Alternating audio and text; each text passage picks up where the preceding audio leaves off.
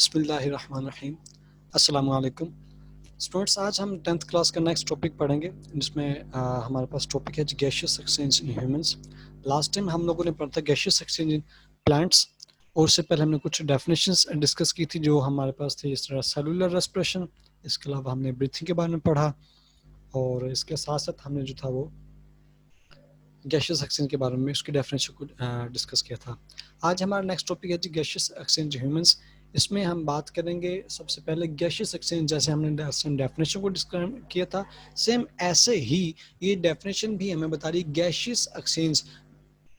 मतलब नाम खुद बता रहा है गैस एक्सचेंज, मतलब कि इसमें हम बात करेंगे कि इंसानों में जो है वो गैसों का तबादला किस तरह से होता है। बहुत इंपॉर्टेंट क्वेश्चन हैं इसमें, शॉर्ट क्वेश्चन के हवाले से टॉपिक हमारा बहुत इंपॉर्टेंट है। तो सबसे पहले हम बात करते हैं इंसानों में जो, और उसके साथ बड़े जितने भी हायर एनिमल्स हैं उन सब में रेस्पिरेशन, ये जो गैसियस एक्सचेंज है ये हमारा रेस्पिरेटरी सिस्टम के जरिए से होता है।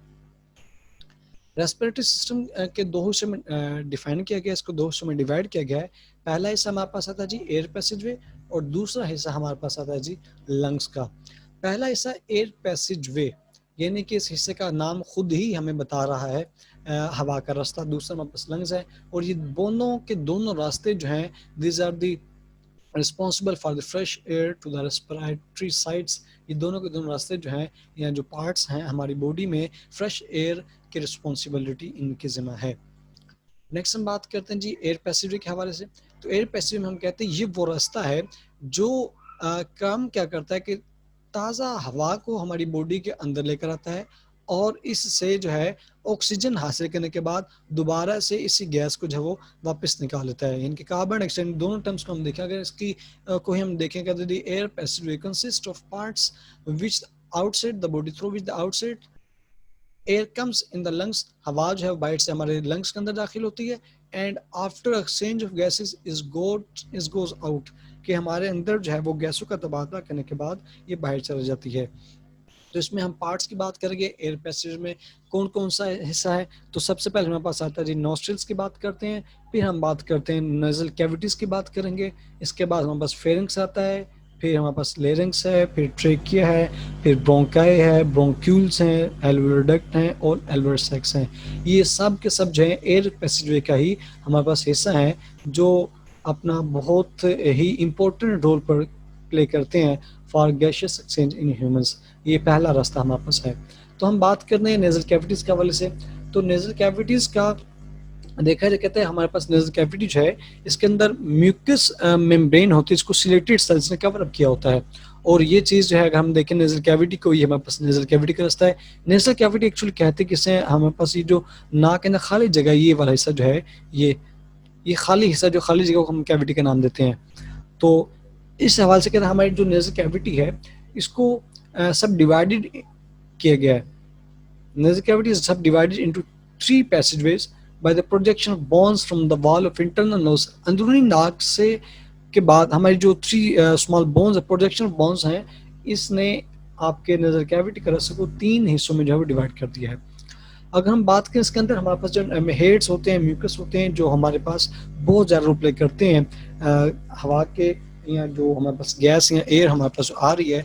उसके हवाले से, उसमें इसका रोल क्या है उसको देखते हैं। सारा के सारा फंक्शंस हम बात करेंगे आपके नेजल कैविटी के। तो नेजल कैविटी का सबसे पहला फंक्शन ये है कि नोस्ट्रिल्स की मदद से हवा जो नेजल कैविटी में दाखिल होती है। फिर इसके बाद कहते हैं जी यही वो जो हमारी हवा में कुछ डस्ट पार्टिकल्स होते हैं, ये हमारे जो है वो हेड्स और म्यूकस जो है इसको ट्रैप करके पकड़ लेते से जो है वो फिल्टर करने का, इनका काम जो होगा फिल्ट्रेशन में होता है। इसके अलावा से जो है वो जैसे जैसे हवा जो है आगे बढ़ती है, नेजल कैविटी गुजरती जाती है, तो ये मॉइस्ट होना शुरू हो जाती है। इसका जो है वो वार्मिंग, इनका थोड़ा सा टेम्परेचर इसका बॉडी टेम्परेचर के मुताबिक होना शुरू हो जाता है, और इसके साथ इसको फिल्टर किया जाता है ताकि जो फॉरेन पार्टिकल्स जो हैं वो हमारी बॉडी के अंदर जाके किसी किस्म की जो है वो प्रॉब्लम क्रिएट ना कर सकें। वो इस सब से हमें बचाने के लिए जो है म्यूकस और हेयर्स जो हैं ये अपना रोल प्ले करते हैं। नेजल कैविटी जो है फिर आगे बढ़ती हुई जो वो थ्रोट में चल जाती है, यानी कि आपके नेक्स्ट हम बात करते हैं फेरिंग्स की तरफ आ जाते हैं, यानी कि नेजल कैविटी जो आगे बढ़ेगी और ये आ जाएगी फेरिंग्स में। फिर हम कहते हैं जी फेरिंग्स क्या है। फेरिंग्स एक बहुत इंपॉर्टेंट शॉर्ट क्वेश्चन है। फेरिंग्स में कहते हैं it is a muscular passage ये हमारे पास मस्कुलर जो मसल्स का बना एक पैसेज वे है जहाँ से जिसको कवर अप किया होता है लाइन म्यूकस मेम्ब्रेन ने इसको जो है वो लाइन अप किया होता है। इसके साथ ही ये वो रास्ता है जो हवा और खुराक दोनों के लिए एक ही है, कॉमनली यूज किया जाता है, हवा के लिए भी और खुराक के लिए भी। अगर हम इस डायग्राम को देखें तो ये हमारे पास जो है वो फेरिंक्स आती है। फेरिंक्स में यहाँ से जो हम देखें ये फेरिंक्स, ये हवा का रास्ता यहाँ से आ रहा है, ये बाज़ दफ़ा मुंह से भी हम सांस ले लेते हैं कुछ लोग, तो यहाँ से हवा यहाँ से गुजरती हुई जब वो लेरिंक्स में आती है और ये हमारे पास जो है वो खुराक इनके एसोफेगस का रास्ता ये आ जाता है। ये चीज़ ये एसोफेगस के लिए है और ये हमारे पास जो है वो लेरिंक्स का रास्ता आता है। अब हवा का रास्ता जो है वो पहले आता है और जो एसोफेगस है, इनके लेरिंक्स पहले फिर एसोफेगस बाद में आता है। इस फेरिंक्स के ऊपर ही हम देखें यहाँ पर जो है वो इसके लिए फिर हम सवाल ये है कि जब हम ये कह रहे हैं कि जी खुराक के लिए जो रास्ता है वो बाद में है जबकि हवा के लिए रास्ता वो पहले है, जब हम खुराक खाते हैं, खाना खाते हैं, उस वक्त फिर हमारे जो है वो किस तरह से हम बच जाते हैं कि वो खुराक के जो पार्टिकल्स हैं, जो हमने फूड यूज कर रहे हैं, जूस पी रहे हैं, कुछ भी जो हम खा पी रहे हैं, वो फिर हमारे इस हवा के रास्ते में क्यों नहीं दाखिल हो रहा। उसकी वजह ये है कि हम आपस में ग्लोटिस एपिग्लोटिस है जो कि इसको कवर अप कर देते हैं, जो इसे एक पुल ब्रिज के तौर पर काम किया जाता है।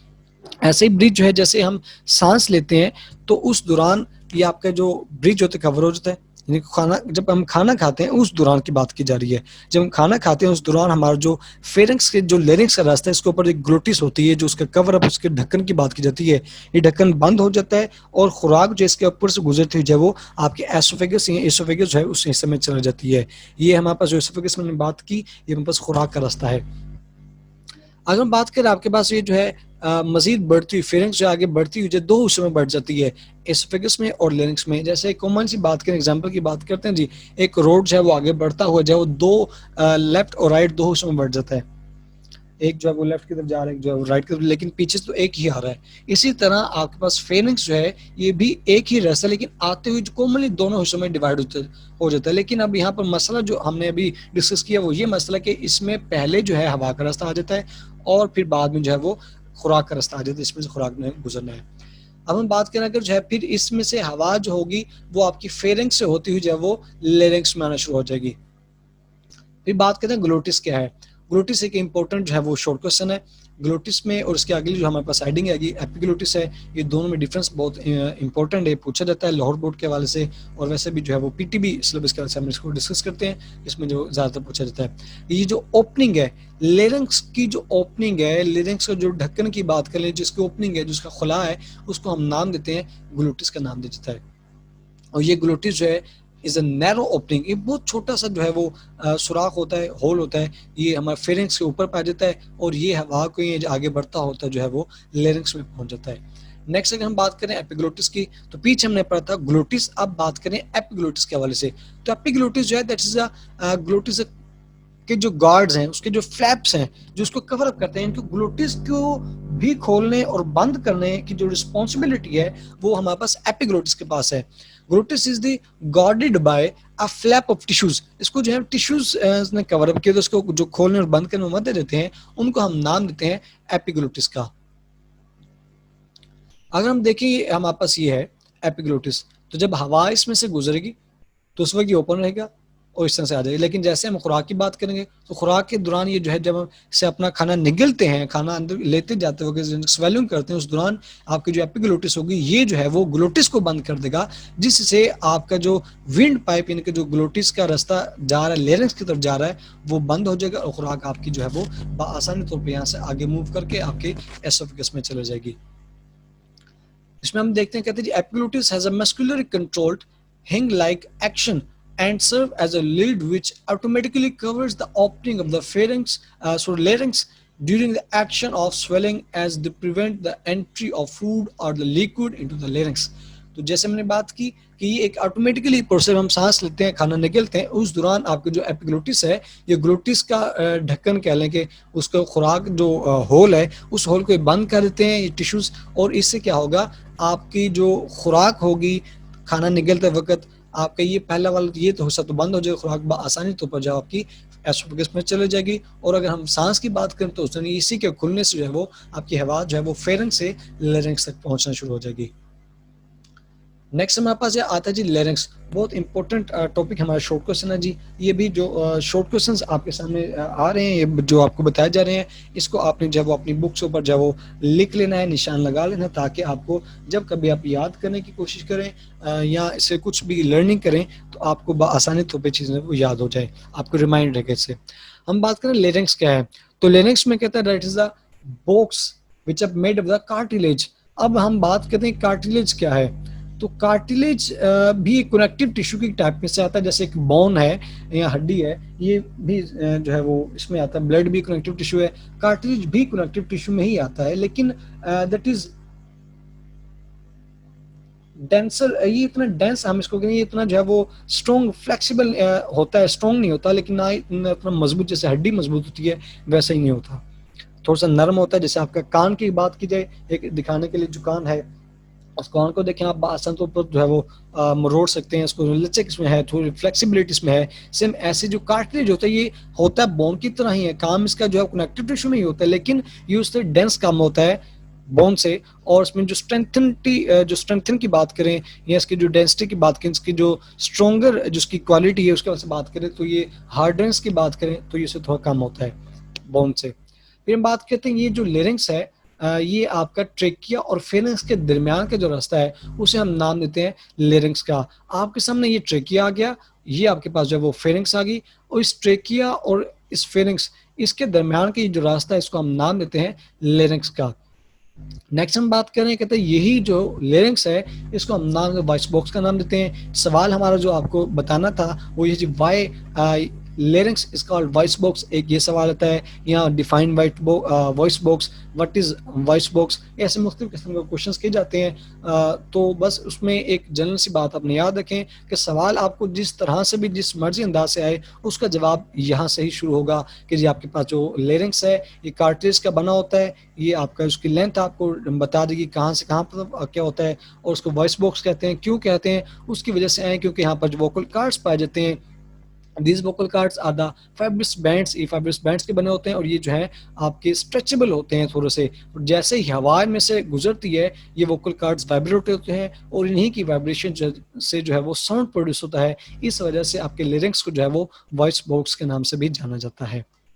नेक्स्ट हम बात करें ट्रेके के हवाले से, तो जैसे हमने बात की फेरिंग्स, जो रास्ता हमारे पास एयर पैसेज जो है वो आता हुआ जो है आगे बढ़ता हुआ लेरिंग्स तक पहुंचा, लेरिंग्स से हमारे पास जो फेरिंग्स तक आया, फेरिंग्स फिर लेरिंग्स, और लेरिंग्स देन हमारे पास आगे ट्रेकिया। लेरिंग्स आगे बढ़ती है जब ट्रेकिया तक आती है, और इस ट्रेकिया को हम विंड पाइप के नाम से भी जानते हैं। ये हमारे पास जो है वो ट्रेकिया आ गया, उसे विंड पाइप यानी कि हवा की नाली का नाम भी दिया जाता है। तो इसकी जो लेंथ की बात करें तो इसकी लेंथ जो 12 सेंटीमीटर 12 सेंटीमीटर लंबी इसकी लेंथ है, जो आपके वेंट्रल साइड के ऊपर जो है वो पाई जाती है, यानी कि आपकी चेस्ट की जानिब, आपके सीना जहाँ पर आपकी वहाँ पर इस तरफ पाई जाती है, और ये आपकी एसोफेगस के साथ साथ गुजरती है। इसको दो हिस्सों में डिवाइड कर दिया जाता है, जो लेफ्ट और राइट ब्रोंकाई में। यहाँ से अगर आप देखें ये जो है वो डिवाइड होता है, और इसको इसकी डिवीजन को, यानी कि फिर जैसे हमने पीछे बात की थी आपका नेजल कैविटी के हवाले से, नेजल कैविटी से आगे जो फेरिंग्स आ जाता है, और इसके बाद जो है वो लेरिंग्स आ जाता है। एसोफेगस का भी हमने पीछे डिस्कस किया, जैसे नेजल कैविटी बढ़ता हुआ जो है आगे फेरिंग्स में आता है, इसके साथ जो है वो लेरिंग्स होती है, एसोफेगस होती है। ऐसे ही कॉमनली दो पैसिव जो हमने डिस्कस किए थे पीछे, सेम ऐसे ही जो है ये लेफ्ट और राइट जो ब्रोंकाई में आ जाता है, और यही ब्रोंकाई जो है आगे मजीद बढ़ती ब्रोंक्यूल्स बना देती है। डिस्कस करते भी हम ब्रोंकाई को डिस्कस करते हैं, तो उससे पहले हम ट्रेकिया को जो मेजर डिस्कस करते हैं उससे हम देखते कहते हैं ट्रेकिया के अंदर जो है एक सी शेप, यहाँ पर अगर आप देखें यहाँ पर आपको नजर आ रहा होगा कि सी शेप, इसमें कार्टिलेज का बना हुआ रिंग स्ट्रक्चर पाया जाता है। इसका काम ये होता है कि ये इसकी इन्हीं वॉल्स को जो है वो बंद होने से, कोलैप्सिंग से, रगड़ खाने से जो है वो बचाता रहता है, और आसानी हवा यहाँ से होती है जो है वो उसमें से गुजर जाती है। फिर हम बात करते हैं ब्रोंकाई के हवाले से, तो ब्रोंकाई जो है कहते हैं जैसे ही आपका ट्रेकिया जो है वो चेस्ट के अंदर एंट्री देते हैं, आपका चेस्ट वाला पोर्शन आता है सारा लंग्स वाला, तो जैसे आपका ट्रेकिया जो है वो मजीद बढ़ता है और आपके चेस्ट के अंदर आता है, तो ये दो छोटी ट्यूब्स में जो डिवाइड हो जाता है। इन ट्यूब्स को हम नाम देते हैं ब्रोंकाई का। और यही ब्रोंकाई जो है इसके अंदर छोटे छोटे कार्टिलेज के बने रिंग पाए जाते हैं, जैसे इसके अंदर ट्रेकिया के अंदर मौजूद थे ऐसे ही इसमें भी होते हैं, लेकिन ये रिंग जो है इनका रिप्लेसमेंट होती है इरेगुलर डिस्ट्रीब्यूटिंग कार्टिलेज प्लेट्स के हवाले से। इसका जो काम होता है थोड़ा सा दूसरा है, इस हवाले से इसका फंक्शन सेम एज ट्रेकिया की तरह ही हम इसको डिस्कस करेंगे। नेक्स्ट हम बात करते हैं ईच ब्रोंकस एंटर, कहते हैं फिर आपकी जो ब्रोंकाई है, ये ब्रोंकस मींस सिंगुलर की बात करें, ब्रोंकाई हमारे पास जो वो जमा क्या है सीगा प्लूरल फॉर्म में, और ब्रोंकस जो है हमारे पास सिंगुलर है। ब्रोंकस जो है अगर मजीद बढ़ती हुई जो है वो आपके लंग्स का एक साइड बना देती है, लंग्स में शामिल होती है, इनके लंग्स के अंदर ढलना शुरू होती है, and then it divide into smaller branches, this branches are called bronchioles, इसको जहां ब्रोंक्यूल्स का नाम देते हैं। नेक्स्ट बात करते हैं आपके ब्रोंक्यूल्स के हवाले से, कहते हैं जैसे ही ब्रोंकाई जो है वो मजीद डिवाइड होती हैं तो लंग्स में आती हैं और एक तरफ का जो है वो स्ट्रक्चर लंग्स का बना देती हैं, इसके सेवरल फाइन ट्यूब्स जो हैं वो इसके अंदर शामिल होती हैं, जब तक कहते हैं जब तक ये ब्रोंकाई जो है वो डिवाइड होकर लंग्स में मजीद एक छोटी छोटी फाइन ट्यूब्स में डिवाइड नहीं हो जाता, तब तक मजीद डिवाइड होती रहती हैं, और जब ये मजीद छोटी ट्यूब्स में आ जाता है तो इसका डायमीटर बहुत छोटा 1 मिलीमीटर सॉरी, या इससे भी कम रह जाता है, तो ये जो है ब्रोंक्यूल्स का नाम इसको दे दिया जाता है, ब्रोंकाइस को, ये ब्रोंकाई को। फिर बात करें ब्रोंक्यूल्स के हवाले से, ब्रोंक्यूल्स हैं इसके अंदर जैसे जैसे आपकी ब्रोंकाई जो है वो बढ़ती रहती है, आगे ब्रोंक्यूल्स में आती रहती है, इसके अंदर जो उसकी खासियत हमने बात की थी, कार्टिलेज का रिंग होता है, वो इसकी खासियत जो है वो कम होना शुरू होती है, मतलब कम कार्टिलेज का रिंग जो था वो इसके अंदर जो है वो ज़्यादा नमू नहीं पाया जाता, और जैसे जैसे आगे मजीद बढ़ता है वैसे ही इसका जो पैसेज जो है, इसका जो रास्ता है वो थोड़ा सा तंग होना शुरू हो जाता है, बहुत नैरो होना शुरू हो जाता है।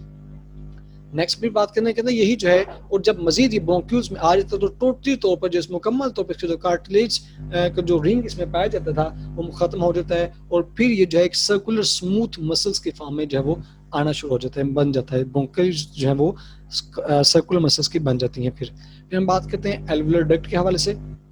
तो एल्वुलर डक्ट में हम बात करते हैं मजीद, हमने बात की ब्रोंकस के हवाले से, ब्रोंक्यूल्स के हवाले से, फिर आगे कहता है ब्रोंक्यूल्स हैं वो आगे मजीद डिवाइड होती हैं तो ये एल्वुलर डक्ट बना देती हैं, और यही जो है एल्वुलर डक्ट मजीद आगे चलेंगी, फिर हमारे पास जो है वो एल्वुलर होगा। फिर कहते हैं जी ये एल्वुलर को देखते हैं, एल्वुलर के बहुत इंपॉर्टेंट शॉर्ट क्वेश्चन जी आपके पास, कहते हैं जी ब्रोंक्यूल्स जब मजीद डिवाइड होती हैं और सब डिवीजन होती है लंग्स में, तो लंग्स के अंदर डेप्थ में ये जो डिवाइड होते हैं और ये open finally open into a large number of air sacs, तो ये जो छोटे छोटे जो है बड़ी छोटे छोटे साइज में छोटे और तादाद में बड़े होंगे, तादाद में ज़्यादा होंगे, एक हवा की नालियों या हवा की थैलियों के स्ट्रक्चर्स बनाना शुरू कर देंगे, इन एयर सैक्स को हम जो है वो एल्वुलर का नाम देते हैं। ये हमारे पास है, ये मजीद अगर आप देखें तो इसको जो है वो इतनी इसकी स्ट्रक्चरलिटी है, थोड़ा सा आपको मजीद डायग्राम की वजह से थोड़ा सा शायद आपको बड़ा नजर आ रहा होगा, लेकिन ये बहुत छोटे होते हैं साइज के हवाले से देखा जाए तो फिर यही जो है एयर सैक्स, ये हमारे पास जो है that is a functional unit of the lungs, lungs का यूनिट है, इनका आपका रेस्पिरेटरी सिस्टम का जो यूनिट है दैट इज द एल्वुलाई, ये एयर सैक के भी नाम से जान जाते हैं इसे। तो कहते हैं ईच एयर सैक जो है, each air sac consists of several microscopic single layer structure, ये मजीद डिवाइड होते हैं और एल्वुलाई बना देते हैं। कहते जैसे जैसे अगर हम देखें एल्वुलर को देखें तो इसको जो है आपकी कुछ आपको नजर आ रही है, ये चीज जो है रेड और ब्लू में आपको नजर आ रही है, तो ये चीज जो है आपकी कैपिलरीज हैं, इसके अलावा इसके जो है वो वेन्स हैं, जो यहाँ पर जो है कैपिलरीज का काम होता है जी ट्रांसपोर्ट ऑफ द मटेरियल, ये मटेरियल की ट्रांसपोर्टेशन में हेल्प करेंगे। अब यहाँ पर ट्रांसपोर्टेशन से मुराद क्या है कि यहाँ पर जो गैसों का तबादला यहाँ पर होगा, ऑक्सीजन को ऐड कर दिया जाएगा और यहाँ से जो है वो कार्बन डाइऑक्साइड को इसमें आपकी जो बाहर हमने निकालनी हवा निकालनी उसमें इसको शामिल कर दिया जाएगा। नेक्स्ट हम बात करते हैं जी ऑक्सीजनेशन ब्लड, कि ब्लड की जो ऑक्सीजनेशन है वो किस तरह से होती है, इसको देखते हैं। इसमें सबसे पहले एक चीज याद रखिएगा, बहुत इंपॉर्टेंट एमसीक्यूज भी आता है कि पुल्मोनरी आर्टरी, पुल्मोनरी आर्टरी बहुत इंपॉर्टेंट बात है। पुल्मोनरी आर्टरी ये वो आर्टरी है, सिवाय इस आर्टरी के पुल्मोनरी आर्टरी जो है इसका काम होता है ब्लड को जो डीऑक्सीजनेटेड ब्लड है इस ब्लड को दिल से लंग्स के पास लेकर चल जाना। डीऑक्सीजनेटेड ब्लड, डीऑक्सीजनेटेड ब्लड से मुराद ऐसा ब्लड जिसमें ऑक्सीजन की कंसंट्रेशन जो है वो कम हो, कार्बन डाइऑक्साइड की मिकदार ज्यादा हो, उसको हम नामते हैं डीऑक्सीजनेटेड ब्लड। और ये क्या करता है, ये आर्टरी क्या काम करती है कि इसका काम ये है कि जी डीऑक्सीजन ब्लड को हार्ट से लंग्स की जानिब लेकर चल जाना, और जब यहाँ पर जो गैस की ट्रांसपोर्टेशन हो जाएगी इसके अंदर जो है दोबारा से इस हवा के अंदर जो है वो ऑक्सीजन ऐड कर दी जाएगी, तो फिर ये जो है आपके ब्लड के जैसे फिर दोबारा से आर्टरीज में शामिल होगी, फिर दोबारा से जो है वो एंट्री देगी आपकी पल्मोनरी वेन के जरिए से, और ये पल्मोनरी वेन जो होगी ऑक्सीजनेटेड ब्लड को दोबारा दिल से हार्ट से लंग से दोबारा दिल की तरफ लेकर आएगी। तो मैं कहता हूँ जी branches into arteries and then arteries capillaries which surround the alveoli. जैसे हमने पीछे डायग्राम में देखा वैसे ही कहता है ये चीज जो है ब्रांचेस में मर्जी डिवाइड होगी, आर्टरीज और उसके बाद फिर कैपिलरी जो है उस एल्वेओलाई को जो है वो कवर किया होगा इन्होंने, तो फिर यही जो है मिलेंगे आपस में, ये वेन्यूल्स बना देंगी और फिर बना देंगे वेन्यूल्स के बाद जो है वो फिर दोबारा से मिलेंगी, मजीद मिलते हुए जो है वो पल्मोनरी वेन बना देंगी। और ये पल्मोनरी वेन चाहिए क्या काम करती है जी, ऑक्सीजनेटेड ब्लड को दोबारा दिल के पास ले आती है। पहले हमने बात की पल्मोनरी आर्टरी की बात की, इस आर्टरी का काम है जी डी ऑक्सीजनेटेड ब्लड को दिल से लंग्स की तरफ लेकर चल जाना, और यहाँ पर पल्मोनरी वेन है, इसका काम है जी ऑक्सीजनेटेड ब्लड को दोबारा दिल के पास लेकर आ जाना। इसके अलावा से कुछ एक दो चीज़ें हैं जो हमें डिस्कस करें, सिलेटेड और ग्लैंडुलर सेल्स हैं, इसमें हम बात करें जैसे हमने पीछे डिस्कस की ट्रेकी के हवाले से बहुत इंपॉर्टेंट चीज़ें, इसे बहुत ही तवज्जो के साथ सुनिएगा। कहते हैं ट्रेकी जो है और ब्रोंके जो है इसके अंदर छोटे छोटे सिलेटेड सीले की तरह के सेल्स मौजूद होते हैं। इसके अलावा ग्लैंडुलर सेल्स से जो अपनी सिक्रीशन रिलीज करते हैं कुछ, और इसके अलावा सिलेटेड सेल्स हैं, ये सिलेटेड सेल्स ग्लैंडुलर सेल्स हैं, ये सिक्रीट करें म्यूकस को, इसका काम होता है हवा को मोशंस प्रोवाइड कर देना। इसके अलावा से जब वो ट्रैप करते हैं फाइन पार्टिकल जो हमारे डेस्ट में होते हैं, जो हम हवा लेते हैं उसके अंदर, अगर इसके अलावा से कोई भी इसमें बैक्टीरिया आ जाए तो उसको जो है वो फाइंड आउट करके हमारे नेज़ल कैविटी से जो है वो बाहर निकाल देते हैं। हम बात करें सीलिया का काम क्या है, सीलिया जब बीट करते हैं, इसके जो लहरें जैसे पानी के अंदर लहर जाती है सेम ऐसे ही बीट करते हैं, इसके अपवर्ड मोशन से जो है वो फॉरेन पार्टिकल्स जो म्यूकस के साथ हमारे ब्लड में आ रहे थे उनको जो है वो वापस और कैविटी में भेज दिया जाता है, और वहाँ से जो है वो हम अगर हमने इसको कोई भी खाना वगैरह कुछ भी चीज़ है उसको हम निगलना चाहें तो वो अगर बिल फर्ज बाद का हो जाए निगल भी सकती है और हमसे फेंक भी सकते, डिटेक्ट कर दी जाए तो फिर हम इसको डिटेक्ट कर सकते हैं। जी आज का हमारा टॉपिक मुकम्मल हुआ। इंशाल्लाह हम जो नेक्स्ट टॉपिक हमारा लंग्स होगा, इसका दूसरा हिस्सा होगा, इसे इंशाल्लाह हम नेक्स्ट वीडियो में से अपलोड करेंगे, देखिएगा आप लोग इसे नेक्स्ट क्लास में। और अभी तक जिन बच्चों ने हमारा जो चैनल सब्सक्राइब नहीं किया उसको सब्सक्राइब कर लें ताकि नए आने वाली वीडियो से आपको जब अपडेट मिलती रहे। किसी किस्म का कोई सवाल हो तो आप लोग हमें कमेंट में भी सवाल पूछ सकते हैं। इसके अलावा हमारा जो सोशल मीडिया पे अकाउंट्स हैं, फेसबुक पेज है, इसके अलावा ट्विटर है, इंस्टाग्राम पे हमारा जीमेल अकाउंट है, आप इसमें भी हमें जब वो कॉन्टैक्ट कर सकते हैं। आज के दिन काफ़ी, अल्लाह हाफिज़।